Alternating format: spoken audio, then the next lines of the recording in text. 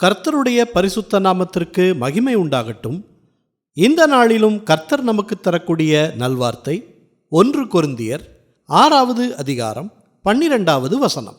எல்லாவற்றையும் அனுபவிக்க எனக்கு அதிகாரம் உண்டு, ஆகிலும் எல்லாம் தகுதியாயிராது.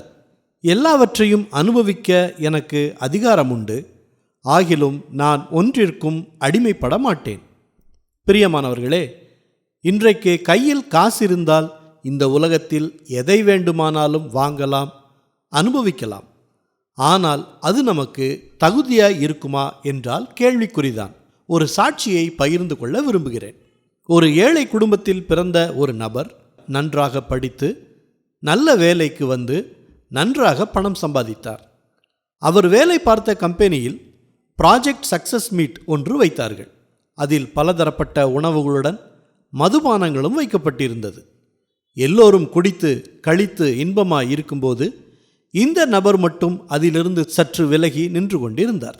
அப்போது அங்கே இருந்த நபர் அவரை பார்த்து, எல்லாம் நமக்காகத்தான் வைக்கப்பட்டிருக்கிறது, நீ ஏன் எதையும் எடுத்துக்கொள்ளவில்லை என்று கேட்டபோது, எல்லாவற்றையும் அனுபவிக்க எனக்கு அதிகாரம் உண்டு, ஆகிலும் எனக்கு தகுதியாயிராது.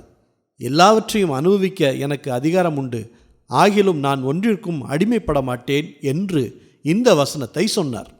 அதை கேட்டவர்கள் அப்பொழுது பரிகாசம் பண்ணினாலும் அடுத்த நாளில் இருந்து அவரை அந்த அலுவலகத்தில் மரியாதையாய் நடத்தினார்கள்.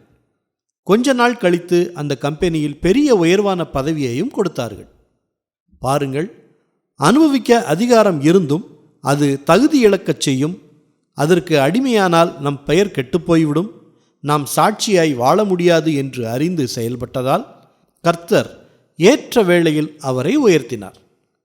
கர்த்தருக்காக வைராக்கியத்தோடு இருக்கும் உங்களையும் இதுபோல நிச்சயம் உயர்த்துவார். ஜெபிப்போமா. நல்ல தகப்பனே, இந்த நல்வார்த்தையை தந்ததற்காக நன்றி செலுத்துகிறோம்.